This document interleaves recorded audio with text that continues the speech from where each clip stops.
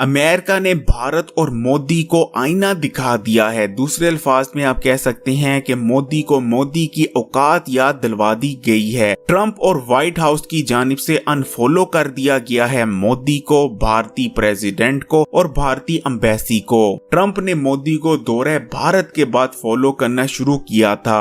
America की जानिब से ये भारत के खिलाफ बहुत बड़ा कदम है, जो कि अमेरिकन कमीशन की उस रिपोर्ट के बाद उठाया गया जिसमें अमेरिकन कमीशन ने भारत को अक़लियतों के लिए खतरनाक तरीन मुल्क करार दिया था। तारीख में ये पहली बार हुआ है कि अमेरिका की जानिब से भारत को अक़लियतों के लिए खतरनाक तरीन मुल्क करार दिया गया है। लेकिन यहाँ सवाल ये पैदा होता है कि अमेरिका को इतना बड़ा भारत के खिलाफ कदम उठाने की जरूरत दरपेश क्यों आई। दूसरी जानिब अरब रहनुमाओं ने भी मोदी से अपना मुंह फेर लिया है। क्या इन तमाम इक़दामात के बाद भारत में मुसलमानों के खिलाफ बढ़ती हुई इंतहा पसंदी और मुस्लिम दुश्मनी में कुछ कमी आ पाएगी या इसमें मजीद इजाफा होगा, और अमेरिका को इतना बड़ा कदम उठाने की जरूरत दरपेश क्यों आई? इन तमाम सवालात के इस वीडियो में आपको जवाब देंगे। लेकिन वीडियो में आगे बढ़ने से पहले खबरी को सब्सक्राइब करके बेल आइकॉन को क्लिक कर दें। अगर ये वीडियो आपको अच्छी लगे तो लाइक जरूर कीजिएगा। पाकिस्तान काफी अरसे से पूरी दुनिया के सामने भारत को बेनकाब करने की कोशिशें कर रहा था। पाकिस्तान पूरी दुनिया को दिखाना चाहता था कि भारत जैसा नजर आता है, असल में भारत वैसा नहीं,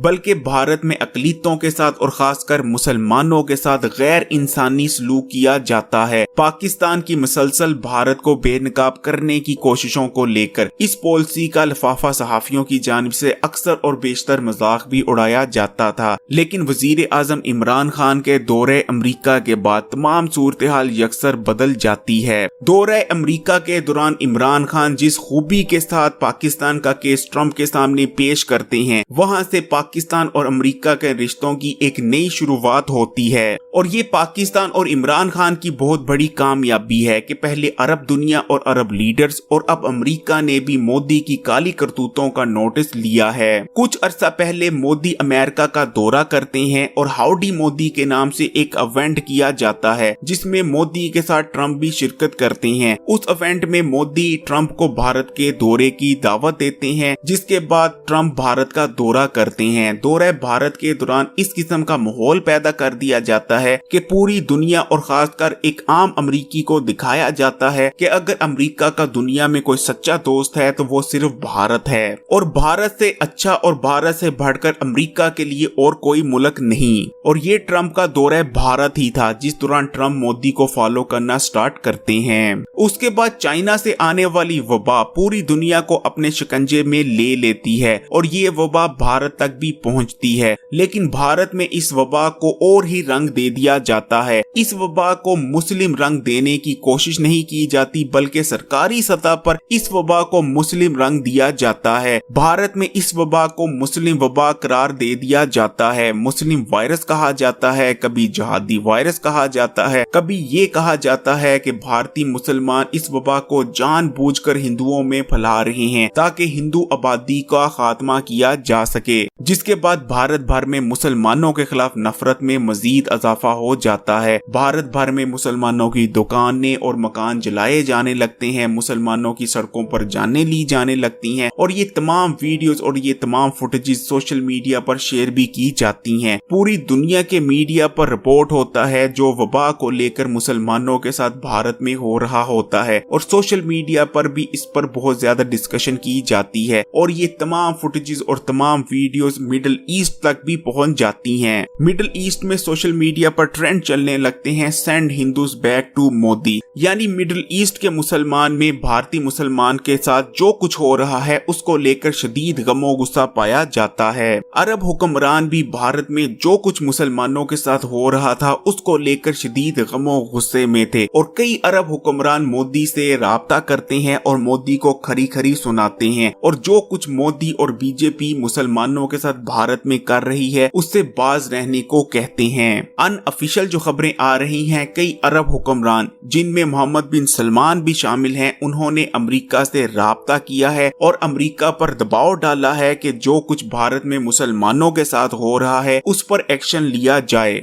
जिसके बाद कल यूएस कमीशन की रिपोर्ट आती है। इस रिपोर्ट में भारत को अकलीतों के लिए खतरनाक तरीन मुल्क करार दिया गया था। इस रिपोर्ट में कहा गया था कि 2019 में मोदी सरकार और बीजेपी की जानिब से ऐसे कदम उठाए गए हैं जिसके बाद भारत अकलीतों के लिए खतरनाक तरीन मुल्क बन चुका है। यूएस कमीशन की इस रिपोर्ट में भारतीय मुतनाज़ा शहरियत बिल का भी जिक्र था। बाबरी मस्जिद को लेकर भारतीय सुप्रीम कोर्ट का जो फैसला आया उस पर भी शदीद तनकीद की गई थी। इसके अलावा इस रिपोर्ट में यहाँ तक भी कहा गया था कि भारत में मुसलमान और दूसरी अकलीतें अब महफूज नहीं और हिंदू जत्था बनाकर किसी भी वक्त किसी भी मुसलमान या किसी भी दूसरी अकलियत पर हमला कर देते हैं और सरेआम उसकी जान ले ली जाती है। इस रिपोर्ट में पाकिस्तान का भी जिक्र था। पाकिस्तान पर जहां थोड़ी बहुत तनकीद की गई थी कुछ मामलात को लेकर, वहां ओवरऑल पाकिस्तान के लिए ये रिपोर्ट बहुत बेहतर थी। पाकिस्तान की तारीफ की गई थी करतारपुर कॉरिडोर और कई दूसरे मामलात को लेकर, जिनमें एक हिंदू मंदिर खोलने के मामलात भी शामिल हैं। मिडिल ईस्ट में मोदी और इंतहा पसंद हिंदुओं के लिए हालात बहुत ज्यादा बिगड़ चुके हैं। मिडिल ईस्ट में हो क्या रहा था और किस तरह आरएसएस और इंतहा पसंद हिंदू अपनी जड़ें जमा रहे थे, इसका भांडा खलीज टाइम ने एक आर्टिकल में फोड़ा। अपने आर्टिकल में खलीज टाइम का कहना था कि एक सोची समझी और मुनज़्ज़म साजिश के तहत मिडिल ईस्ट में आरएसएस और इंतहा पसंद हिंदू अपने पंजे गाड़ रहे थे। आरएसएस का कोई एक रुकन अरब मुल्क की किसी एक कंपनी में मुलाजमत हासिल करता, उसके बाद वो सोची समझी प्लानिंग के तहत मजीद हिंदुओं को उस कंपनी में नौकरियां दिलवाता। आरएसएस और इंतहा पसंद हिंदू मिडिल ईस्ट में अपना असर और रसूख बढ़ाने में लगे हुए थे। बात यहाँ तक ही खत्म नहीं होती, बल्कि आरएसएस और इंतहा पसंद हिंदू मिडिल ईस्ट से पैसा कमाते और इस पैसे को भारत भेजा जाता। भारत पहुंचने वाले इस पैसे को आरएसएस और दीगर इंतहा पसंद जमातें अपने इंतजामी अमूर के लिए इस्तेमाल करती। यानी मिडिल ईस्ट से आने वाला पैसा, यानी मुस्लिम ममालिक से आने वाला पैसा भारत में मुसलमानों के खिलाफ ही इस्तेमाल किया जा रहा था। लेकिन जैसे ही मिडिल ईस्ट में अवेयरनेस पैदा होती है कि भारत में मुसलमानों के साथ बहुत बुरा सलूक रवा रखा जा रहा है, मिडिल ईस्ट में एक्शन लिया जाता है और जितना भी आरएसएस और इंतहा पसंद हिंदुओं का नेटवर्क फैलता जा रहा था मिडिल ईस्ट में, उसको तकरीबन डिसमेंटल कर दिया गया है। खलीज टाइम ने अपने आर्टिकल में ये भी बताया है कि गुजरात से ताल्लुक रखने वाले बहुत से बिजनेसमैन खलीजी ममालिक में कंपनियां कायम कर रहे थे। इन कंपनियों को कायम करने का मकसद खलीजी ममालिक में हिंदू इंतहा पसंदों का असर और रसूख में इजाफा करना था और इन कंपनियों के खिलाफ भी अब एक्शन लिया जा रहा है। और ये सब मुमकिन हुआ है मिडिल ईस्ट में उस अवेयरनेस के चलते, जिस अवेयरनेस में ये एहसास हुआ है मिडिल ईस्ट में रहने वाले मुसलमानों को कि भारत में रहने वाले मुसलमानों पर शदीद मुजालिम किए जा रहे हैं मोदी और बीजेपी की जानिब से।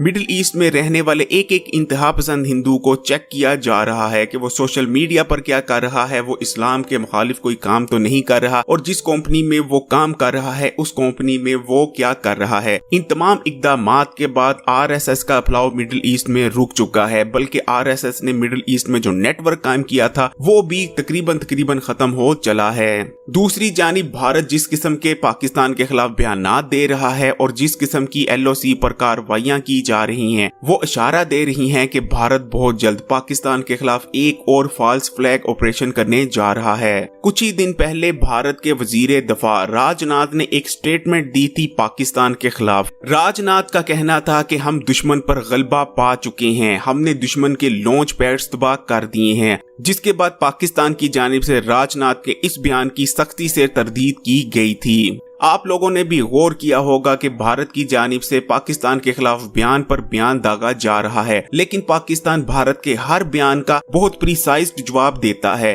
असल में पाकिस्तान की पॉलिसी बिल्कुल क्लियर है। पाकिस्तान की इस वक्त ये पॉलिसी है कि हम भौंकने वाले कुत्तों को ज्यादा मुंह नहीं लगाते और जो कुत्ता हमें काटने आएगा फिर उसका वही अंजाम किया जाएगा जो बालाकोट में किया गया था। बाकी बात रही भारत के अंदर बढ़ती दुश्मनी की, तो बहुत सारे लोगों के ये जहन में आ रहा होगा कि जो इक़दामात पूरी दुनिया में लिए जा रहे हैं इंतहा पसंद हिंदुओं के खिलाफ, उसके बाद भारत में शायद मुस्लिम दुश्मनी में कमी आएगी। तो एक चीज अच्छी तरह से समझ लीजिए, मोदी एक छोटा शख्स था और जब छोटा शख्स बड़े ओहदों पर बैठ जाता है तो वो छोटे काम ही किया करता है। मोदी ने एक आम भारतीय हिंदू के दिल में मुसलमानों के खिलाफ इतनी नफरत पैदा कर दी है जिसे शायद मिटा पाना बहुत मुश्किल रहेगा। और मुसलमानों के खिलाफ भारत में जिस किस्म का माहौल पैदा कर दिया गया है, उसके बाद नजर यही आता है कि मुसलमानों के लिए भारत में हालात खराब से खराब तर होते चले जाएंगे। और एक्सपर्ट्स का मानना है बहुत जल्द वो वक्त आने जा रहा है जब भारत के मजीद टुकड़े होने वाले हैं।